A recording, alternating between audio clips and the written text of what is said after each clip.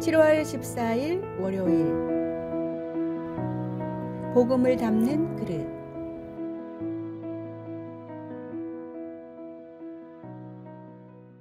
한 대학에서 군대에서의 의사소통이라는 제목의 연구를 진행했습니다. 해군을 대상으로 상사가 어떤 식으로 명령을 내릴 때 부하들이 더 잘 따르고 신뢰감을 형성하는지에 대한 연구였습니다. 이 연구는 효과적인 의사소통의 비밀을 찾기 위한 것이었습니다.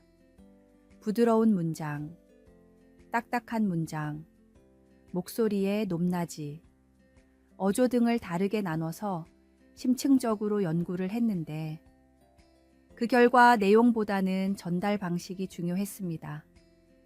힘들고 직설적인 명령도 부드럽고 낮은 음성으로 내릴 때 부하들은 편하게 받아들였고 군인들이 바라는 휴식이나 외출 같은 명령도 고압적이거나 신경질적으로 내리면 부하들은 불편하게 생각했습니다. 같은 내용이라도 전달하는 방식에 따라 받아들이는 사람의 반응은 완전히 달랐습니다.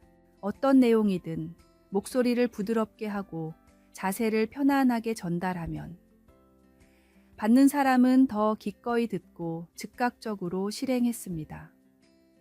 심리학적으로도 말을 전하는 태도가 정보 전달에 70%나 영향을 미친다고 합니다. 이는 우리의 작은 말과 행동이 얼마나 중요한지를 보여줍니다. 귀한 복음을 담는 우리의 그릇은 어떻습니까? 상대방이 받기 좋은, 편하고 아름다운 그릇입니까? 우리의 작은 말과 행동도 복음을 담는 그릇이라는 사실을 잊지 말고 짧은 대화일지라도 사랑과 배려를 담아 다른 사람이 듣기 좋은 방식으로 전달하십시오. 복음의 진리만큼 중요한 것이 그 진리를 전하는 우리의 자세와 태도입니다. 오늘의 말씀. 오직 사랑 안에서 참된 것을 하여 범사에 그에게까지 자랄지라. 그는 머리니 곧 그리스도라. 오늘의 만나. 오늘 하루 다른 사람들과의 모든 대화에서 사랑과 배려를 담아 전달하는 연습을 해봅시다.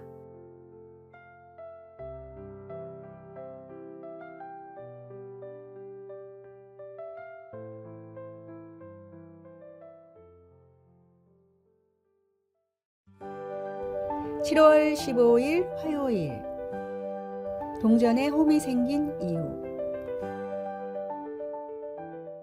전 세계의 동전들은 대부분 바깥쪽 테두리에 홈이 파여 있습니다. 은이나 금으로 화폐를 만들던 시대에 사람들은 미세하게 동전을 갉아서 떼어냈습니다. 이렇게 모인 조각들을 주조해서 비싼 값을 받고 팔았는데 워낙에 동전을 갉아내는 사람이 많아 멀쩡한 동전이 하나도 없을 정도였습니다. 당시에는 이런 행위가 매우 흔한 일이었고 대부분의 사람들이 별다른 양심의 가책 없이 동전을 갉아냈습니다. 만유 인력을 발견한 뉴턴이 홈이 있는 동전 테두리를 개발하고 나서야 동전을 갉아내는 사람들이 사라졌습니다. 몇십 년 전 일본에선 한국에 500원짜리 동전을 구하는 사람들이 많았습니다. 모양과 크기가 비슷해 자판기가 일본의 500엔으로 인식했기 때문입니다. 대략 6배에서 10배 정도의 이득을 볼 수 있었기 때문에 조직적으로 밀수를 하는 범죄까지 생겨났습니다. 경제에 큰 위협이 될 정도여서 결국 일본 정부는 500엔을 새로운 디자인으로 변경했습니다. 작은 이익을 위해 많은 사람들이 불법적인 일에 가담했던 것입니다. 자신의 작은 이익을 위해서는 어떤 범죄도 스스럼 없이 저지르는 것이 인간의 본성입니다. 본성은 타고난 것이기에 우리의 힘으로는 다스릴 수 없고 변화시킬 수도 없습니다. 우리 안에 자리 잡은 죄악을 깨달을 때 작은 죄에도 넘어지지 않고 교만하지 않을 수 있습니다. 이런 깨달음이 있을 때 우리는 더욱 겸손해지고 하나님의 은혜에 감사하게 됩니다. 오늘의 말씀.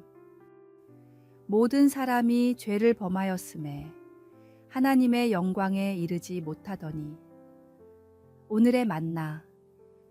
우리의 힘으로 의로워진 것이 아니라 오직 주님의 은혜로 의롭다 칭함을 받았다는 사실을 잊지 맙시다.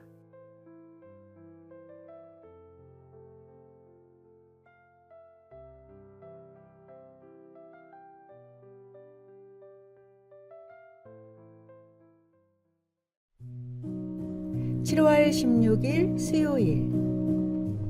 물고기와 튜브. 한 목사님이 주일학교 예배 시간에 다음과 같은 질문을 했습니다. 여러분, 물고기는 어디서 살고 있나요? 당연히 물속에서 살죠. 맞아요.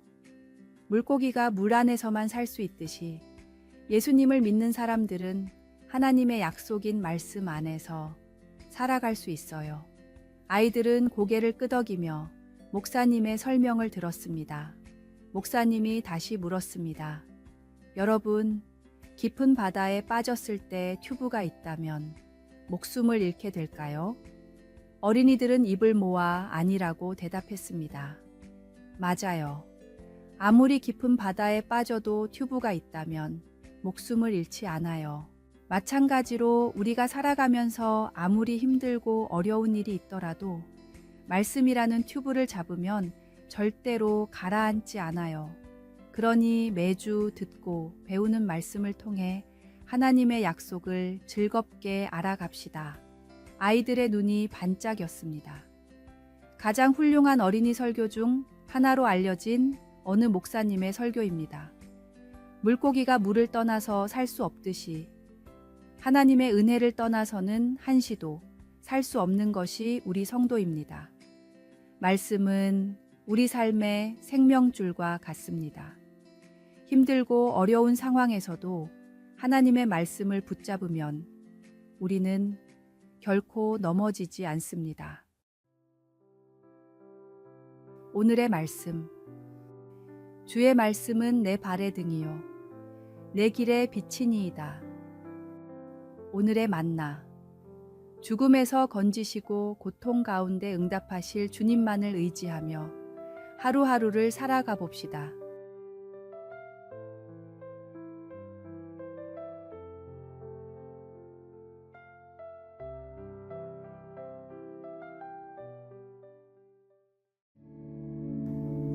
(7월 17일) 목요일.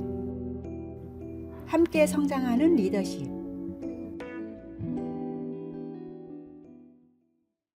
국내의 한 외국계 대기업은 독특한 시스템으로 회사를 운영하고 있습니다.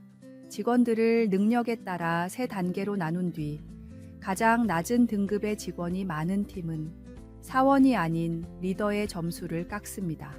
일반적인 평가 방식과는 정반대의 시스템이었습니다.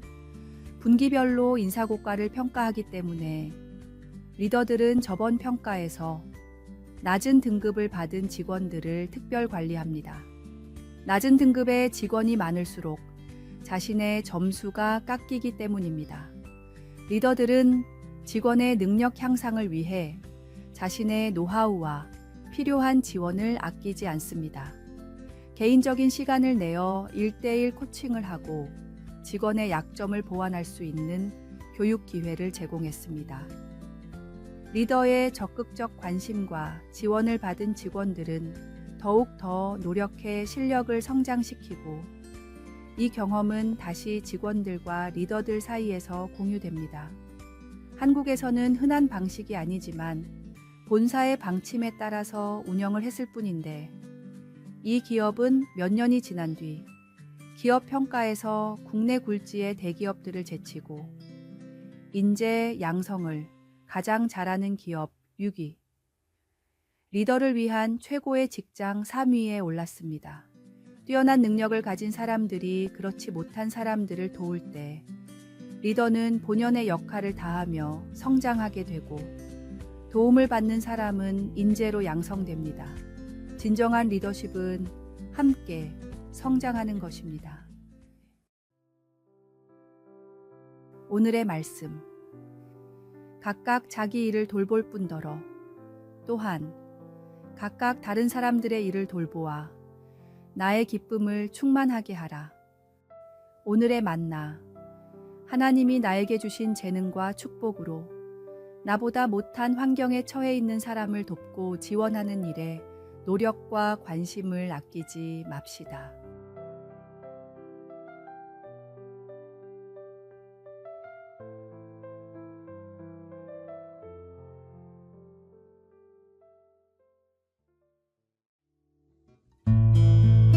(7월 18일) 금요일. 도간에 든 줄. 한 유명한 철학과 교수에게 제자가 질문했습니다. 교수님, 도간에 든 쥐라는 말이 어떻게 가능할까요? 사람이 일부러 가두지 않는 이상 쥐가 어떻게 멀쩡한 도간에 들어갈 수 있을까요? 제자는 정말 궁금해했습니다. 교수가 대답했습니다. 잘 생각해보게. 독, 안에는 보통 쌀을 담아두지 않는가? 쥐가 처음에 발견한 독은 쌀이 가득 차 있는 독이야. 수북히 쌓여있는 쌀을 본 쥐는 너무 행복했겠지. 그래서 쌀독에 파묻혀 몇 날 며칠이고 쌀을 먹었을 거야. 그렇게 쌀을 다 먹어치우고는 캄캄한 독 안에 갇히게 된 걸세. 그 많던 쌀은 다 없어지고 이제 캄캄한 독에서 죽을 날만 기다리고 있는 것이지. 제자는 고개를 끄덕였습니다. 그렇다면 쌀을 조금만 먹고 만족할 수 있었을까? 나는 아니라고 생각하네. 쥐도 우리도 결국 독 안에 들어있는 쌀에는 눈길도 주지 말고 피해가는 게 독 안에 갇혀 죽지 않는 유일한 방법이라고 생각하네. 교수의 말에는 깊은 지혜가 담겨 있었습니다. 예수님이 주신 소중한 구원을 포기하고 세상이란 독 안의 즐거움을 탐하고 있지는 않습니까? 진정한 기쁨과 생명은 오직 예수님 안에 거함으로 얻을 수 있습니다. 세상의 유혹은 처음에는 달콤하지만 결국 우리를 파멸로 이끌 뿐입니다. 오늘의 말씀. 이 세상도 그 정욕도 지나가되 오직 하나님의 뜻을 행하는 자는 영원히 거하느니라. 오늘의 만나. 세상이란 독 안에 담겨있는 위장된 즐거움을 멀리하고 주님 안에서 참된 만족을 얻어봅시다.